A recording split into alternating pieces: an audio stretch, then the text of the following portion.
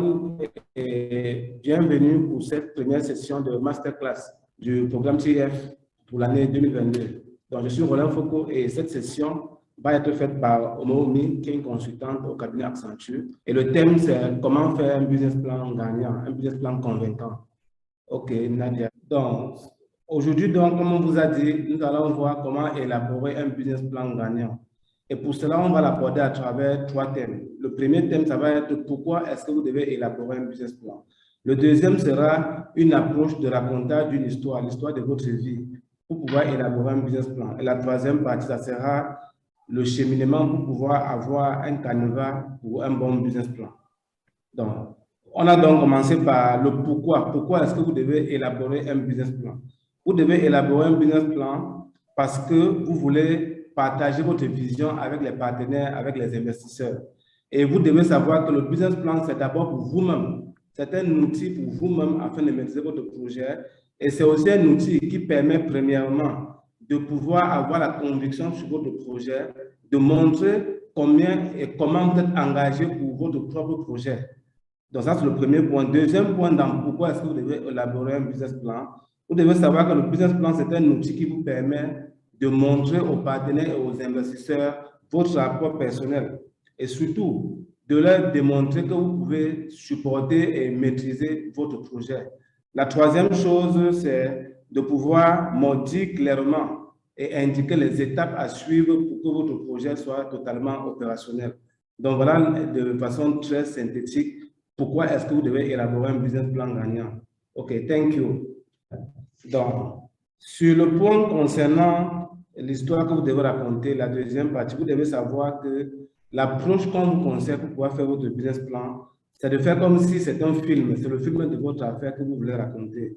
Par conséquent, nous vous recommandons d'avoir un certain nombre de questionnements. Ces questionnements, c'est quoi? C'est par exemple le pourquoi. Quoi, le où, le comment, le qui et le quand. Pour ce qui concerne par exemple le pourquoi, c'est la raison d'être de votre projet. Et cette raison d'être, c'est la clientèle. Est-ce qu'il y a une clientèle à qui vos produits doivent s'adresser? Est-ce qu'il y a un manque sur le marché? Est-ce qu'il y a un besoin que vous avez identifié sur le marché et pour lequel il faut apporter une certaine satisfaction? Donc voilà la raison pour laquelle votre entreprise a été créée et ça, vous devez l'indiquer dans votre business plan. Donc la deuxième chose, c'est le quoi. Le quoi correspond ici en fait à ce que vous offrez. Qu'est-ce que vous offrez sur le marché? Quels sont vos produits ou bien quels sont vos services? Et pour cela, vous devez donc veiller à ressortir les caractéristiques de votre produit ou de votre service. Et à côté de cela, vous devez aussi savoir quels sont les segments de marché auxquels vous vous adressez. Et quand vous avez ces segments de marché, vous devez pouvoir définir quelles sont les vertus ou les bénéfices que les clients du segment que vous avez identifié, quelles sont les vertus que vos produits ou vos services leur apportent. Donc, nous allons continuer avec le où. Lorsque vous faites votre business plan, il est important que vous puissiez cibler quel est votre marché. Donc, quel est le marché cible à qui vos produits doivent s'adresser. Et ce marché cible, retenez-le, c'est un marché qui doit toujours être en fort potentiel. On ne s'investit pas, on ne crée pas une entreprise dans un marché qui ne va pas s'accroître dans le futur. Donc, la taille du marché doit être importante et vous devez y veiller. Donc, tout à l'heure, comme je l'expliquais, il y a aussi le segment de marché. Vous devez déterminer à qui s'adressent vos produits et déterminer où est-ce que vous pouvez les trouver afin de leur adresser vos produits. Ça, c'est le marché cible. Maintenant, nous avons le comment. Dans le comment, il est question que vous puissiez, dans votre business plan, raconter comment est-ce que vous allez avoir la matière première, comment est-ce que vous allez procéder à la production, comment vos produits vont être transformés, comment est-ce que vous allez vendre. C'est des points sur lesquels vous devez revenir et le business plan gagnant, c'est un business plan qui permet de ressortir tous ces aspects. Et bien évidemment, vous devez aussi indiquer quelle est toute la logistique à mettre à la disposition de votre entreprise afin qu'elle puisse atteindre les objectifs qu'elle s'est fixés. À côté de cela, il faut bien sûr de la ressource humaine. Là, nous allons répondre à la question qui.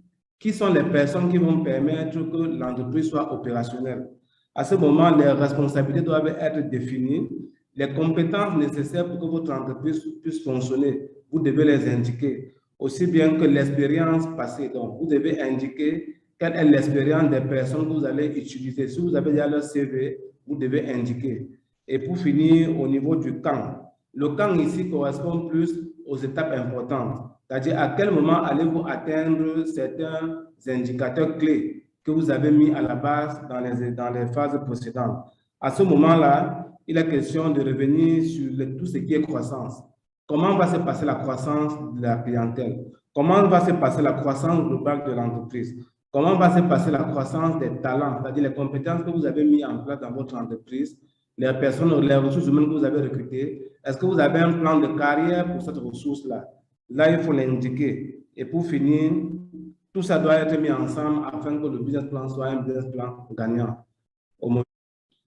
Pour ce qui est du business plan en lui-même, nous allons retenir que le business plan peut être fait en 7 sections. La première section, ça va être le résumé exécutif. La deuxième section va être la description de l'entreprise. La troisième, les produits et services. La quatrième, les marchés et l'analyse de l'industrie. Après, le plan des opérations, s'en suivra l'équipe de gestion et enfin les étapes importantes et les projections financières. Pour ce qui est maintenant de la section 1, sur le résumé exécutif, vous devez savoir que le résumé exécutif, idéalement, s'écrit à la fin, quand votre business plan est fini. À ce moment-là, vous prenez donc quelques éléments frappants. Par exemple, vous parlez des idées de projet, vous pouvez donner un peu quelques brefs sur le produit, le marché, sur la concurrence et sur la finance de votre entreprise. Ça, c'est le résumé qui ne doit pas faire plus de 2 pages. 1 ou 2 pages, c'est bon. Et comme on vous l'a dit, idéalement, on l'écrit à la fin. Pour ce qui est de la description de l'entreprise en section 2, la description de l'entreprise, c'est un aperçu de votre entreprise. Vous devez pouvoir donner, par exemple, les domaines d'activité, pouvoir indiquer, si votre entreprise est déjà créée, vous devez donner la date de création, indiquer le registre de commerce, indiquer votre statut, tout votre régime fiscal, les documents que vous avez reçus de l'administration. Vous devez aussi parler des valeurs de l'entreprise et de la mission de l'entreprise. Bien évidemment, indiquer s'il y a des actionnaires, quelles sont les différentes parts de ces actionnaires. À la suite, en section 3, vous devez pouvoir parler des produits et des services. Concernant les produits et les services, il faut pouvoir parler des caractéristiques de votre produit ou de votre service. Indiquer quels sont les bénéfices, qu'est-ce que ces produits apportent comme satisfaction à la clientèle que vous avez identifiée. Ça résout quoi comme problème? Vous devez indiquer ce que ça apporte comme résolution de besoin et indiquer enfin les fonctionnalités des produits que vous mettez sur le marché. Donc, voilà les différents éléments qui pouvaient intervenir dans ces 3 sections. OK, thank you, Nadia.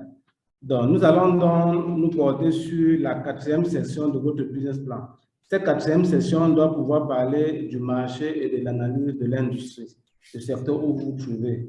Il est question ici que vous puissiez faire une analyse de vos forces, faiblesses, opportunités et menaces. Ça, c'est l'analyse de votre environnement. Il est question aussi que vous puissiez bien définir quel est le marché dans lequel vous vous trouvez, sa taille, son potentiel, et de bien évidemment segmenter afin de pouvoir définir clairement qui sont les destinataires de vos produits.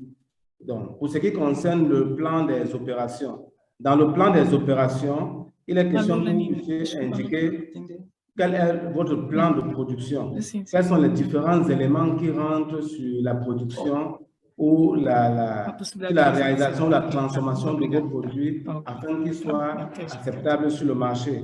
À ce moment, il faut aussi voir quel est le marketing, le plan marketing correspondant, quelles sont les stratégies à mettre en place afin que le produit soit disponible au sein de la clientèle. Et de voir aussi le plan de vente, quelles sont vos simulations de vente, quels sont vos objectifs en termes de vos objectifs commerciaux, qu'est-ce que vous voulez faire comme chiffre d'affaires au fil des années et comment est-ce que vos produits vont être distribués, comment les produits vont quitter de l'entreprise, de l'usine jusqu'à l'atteinte de la cible sur le marché. Ça, c'est votre réseau de distribution. Bien évidemment, vos produits doivent respecter certains critères. Le prix doit être bas, le produit doit être disponible et accessible par le public. Donc, pour ce qui est de l'équipe de management, de l'équipe de gestion, vous devez bien évidemment faire un organigramme de votre projet, un organigramme de votre entreprise, en tenant compte de tous les profils, des responsabilités des personnes que vous allez recruter. Quel est leur salaire? Quel est leur plan de carrière? Tout ça doit être défini dans le plan de présentation de votre équipe. Et pour finir, il est question aussi de présenter les étapes importantes. Et pour cela, vous devez faire des suivis. Par exemple, chaque trimestre.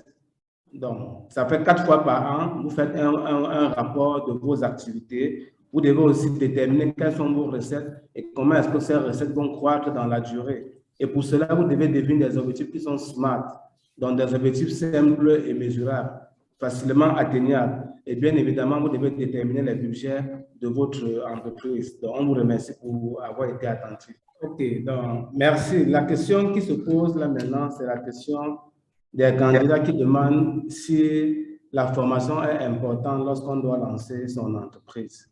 Donc, on va dire que de façon globale, la formation est toujours importante lorsqu'on doit lancer son entreprise parce que ce soit par exemple auprès de la fondation, les fonds qu'on met à votre disposition, $5 000 pour ceux qui arrivent à un certain niveau, c'est des fonds qui doivent vous permettre de mieux démarrer votre entreprise. À ce moment, cette formation que nous faisons, c'est une formation qui vous permet de comprendre facilement le monde des affaires. Parce que pour beaucoup qui n'ont qu'une idée d'entreprise, ce n'est pas toujours évident de démarrer une entreprise. Il faut savoir par quel bout commencer et comment continuer.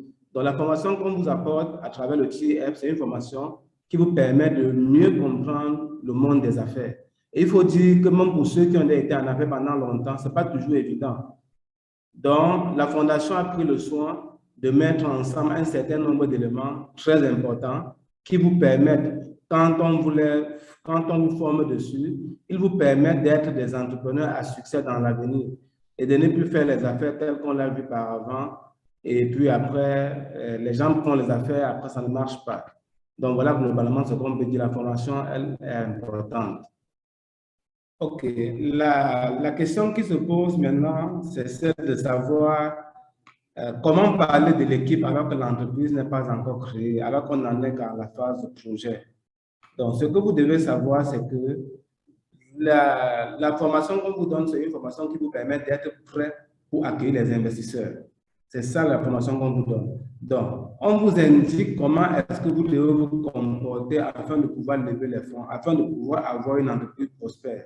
Donc, pour cela, il est important que même en phase d'idée, dans la réflexion, que vous puissiez mettre en place tous les plans qu'on vous a indiqués. Ça peut être le plan de production, le plan d'exploitation, le budget prévisionnel, tous les chiffres qu'on vous dit. Pour cela, vous avez besoin d'une équipe déjà pour faire ce travail. Et ensuite, vous devez indiquer les compétences futures. Quel est le profil des personnes avec qui vous allez travailler? Forcément, pour votre entreprise, vous aurez besoin des compétences financières, des compétences sur le plan commercial, des compétences sur le plan des ressources humaines, bref, les compétences liées à la technicité de votre entreprise. Le business plan, donc, c'est ce jeu-là, c'est ça le but de la manœuvre.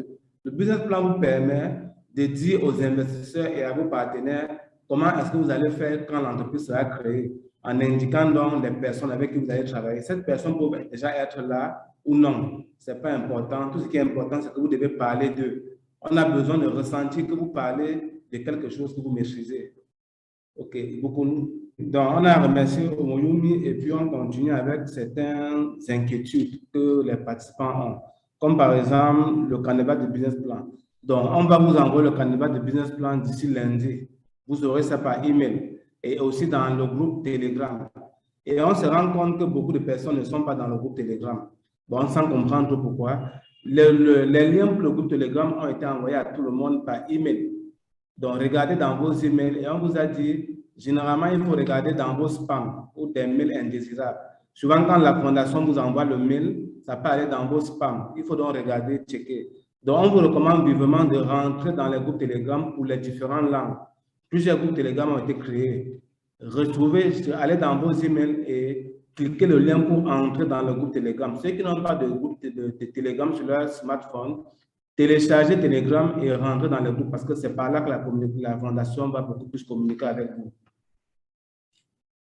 OK, donc l'autre chose qu'on va vous expliquer pour ce programme, ce sont les évaluations. On vous l'a dit, les évaluations, vous pouvez les faire 2 fois. Et quand vous faites les 2 fois, c'est votre note la plus élevée qui va être considérée pour le calcul de vos performances. Dans les évaluations, quand vous suivez vos vidéos, vous suivez vos cours, vous lisez les cours, il y a les quiz. Vous faites les quiz pour pouvoir vous évaluer et c'est la note la plus élevée que le système retient pour le calcul de votre performance. Donc, l'autre chose, c'est les fiches de présence. La fiche de présence se trouve dans l'endroit, dans la description sur le site, sur YouTube. Vous devez juste cliquer sur Voir plus et vous allez pouvoir accéder à la fiche de présence. La fiche de présence a été modifiée et une nouvelle fiche de présence a été mise en ligne. Il est donc important que vous soyez présent pour les sessions en direct. Et il vous recommande une chose, de grâce, ne partagez pas le lien. Ne partagez pas le lien, on va vous évaluer sur les performances. On recommande à tout le monde de suivre les sessions en direct. Si vous partagez le lien de la présence, on le saura, parce que ce sont des questions qu'on pose, on le saura. Il est donc recommandé pour ceux qui sont en train de suivre la session maintenant, de cliquer sur la fiche d'évaluation en la langue de chaque candidat et vous remplissez. La nature des questions permet de savoir ceux qui n'ont pas assisté. Donc, si vous partagez le lien à d'autres personnes et que ces personnes remplissent, ça sautera aux yeux, on saura qu'ils n'ont pas suivi la formation, ça c'est clair. Donc, ce qu'on dit, le lien n'est pas à partager, il y a un nouveau lien qui a été généré et ce lien-là est déjà disponible. Parce que c'est important de suivre ces formations afin d'avoir les compétences requises pour être un bon entrepreneur de demain. OK, donc, autre chose qu'on a remarqué, c'est qu'il y a des candidats, des participants qui remplissent la fiche de présence, c'est-à-dire le survey, mais en mettant des faux numéros. On ne sait pas pourquoi ils mettent des faux numéros, des numéros qui ne sont pas valides. Donc, on vous dit de grâce, veuillez être sérieux, mettez des numéros où on peut vous joindre, parce que ça va se connaître. Si vous mettez des faux numéros, le fait qu'on a par exemple 6 sessions d'informations comme celle-ci, et au fil des sessions, on peut savoir, on peut vous tracer et savoir si votre numéro a changé entre temps. Donc, c'est vraiment un point à éclaircir. On ne sait pas pourquoi certaines personnes mettent des numéros qui ne sont pas valides ou bien des faux numéros. Donc, l'autre chose, c'est concernant le registre de commerce. Ce que la Fondation vous recommande, même si votre projet est à la phase d'idée, vous devez créer votre entreprise et avoir un registre de commerce. Vous devez être en règle avec le monde des affaires, le loi des affaires de votre pays, quel que soit le pays d'Afrique où vous êtes. Pourquoi? Parce que vous avez plusieurs opportunités. Il n'y a pas que la fondation qui vous finance. Il y a d'autres organismes qui peuvent être intéressés par votre projet et qui peuvent vous financer. Donc, quand vous créez votre entreprise, c'est votre entreprise, ce n'est pas l'entreprise de la fondation. Par conséquent, on ne pense pas qu'un investisseur viendra attendre 3-4 mois, le temps pour vous d'être prêt, d'ouvrir un compte bancaire, de créer votre entreprise, avoir le registre de commerce, être en règle avec le fisc et ainsi de suite. Non, ce n'est pas normal. Donc, à travers cette formation qu'on vous donne, à travers ce programme, on vous encourage à créer vos entreprises et d'être prêt à accueillir les investisseurs parce qu'on ne sait pas où et quand ils peuvent venir. Ça, c'est pour votre intérêt. Et on le redit bien, ce n'est pas uniquement, votre entreprise, quand vous la créez, ce n'est pas uniquement pour recevoir les fonds de la fondation. Ça peut recevoir les fonds de tout autre partenaire autour de vous, de tout autre bailleur de fonds. Donc ça, c'est aussi un point qu'il fallait éclairer. On vous encourage vraiment à être prêt à accueillir les investisseurs à tout moment. Beaucoup you have the floor. OK, donc un autre point sur lequel on va revenir, c'est le fait que vous devez rejoindre les groupes Telegram à travers la procédure qu'on vous a indiquée. C'est dans vos emails, les emails que vous pouvez envoyer. Il y a les groupes pour chaque langue, vous devez les rejoindre. Donc, l'autre chose, c'est TF Connect. Il y a beaucoup de personnes qui se plaignent qui n'ont pas accès à TF Connect parce que leur mot de passe ne fonctionne pas. Vous avez oublié. C'est que vous faites cliquer simplement sur le mot de passe oublié. Password forgot. Vous cliquez dessus pour pouvoir réinitialiser votre passe et réavoir accès à TF Connect. Donc, il y a d'autres qui disent qu'ils n'arrivent pas à suivre normalement les cours, que le bouton suivant ne passe pas. On ne sait pas pourquoi ça ne passe pas. Souvent, ce sont des problèmes de connexion. Et vous avez les groupes WhatsApp. Quand vous avez un problème, WhatsApp ou Telegram, écrivez dans les groupes. D'autres qui ont eu les mêmes problèmes avant vous vont pouvoir vous aider. Donc, le site passe normalement. S'il y a un souci, cliquez juste sur suivant pour pouvoir avancer et faire vos quiz ainsi que vos cours. Donc, pour ce qui est des emails, on vous avait donné une adresse email inquiry@tonyelmonifoundation.org. Ça, c'est l'email à laquelle vous devez écrire si vous avez des soucis particuliers. Mais toujours est-il que la Fondation reçoit des tonnes et des tonnes d'emails au quotidien. et on prend la peine de répondre à chaque email. Donc, soyez patient. On ne vous ignore pas. Non, on ne vous ignore pas. Chaque participant est important à la fondation. Et on fait tout pour pouvoir répondre à toutes les questions. Ça a toujours été comme ça, même les années antérieures. Et les difficultés que vous avez, on essaie de les collecter. Et plus tard, on va vous envoyer une fois aux questions. Ça veut dire que c'est un ensemble de questions que les gens ont posées. Et les différentes réponses, on va les faire et les partager avec vous. Aussi bien que le canevas vous a dit, d'ici lundi, on vous enverra le canevas de business plan que Omolumi a fait aujourd'hui. On va vous les envoyer dans les différentes langues afin que vous puissiez préparer vos business plans. Donc, voilà pour ce qu'on pouvait dire aujourd'hui. On vous remercie et puis on va clore la session. Au revoir.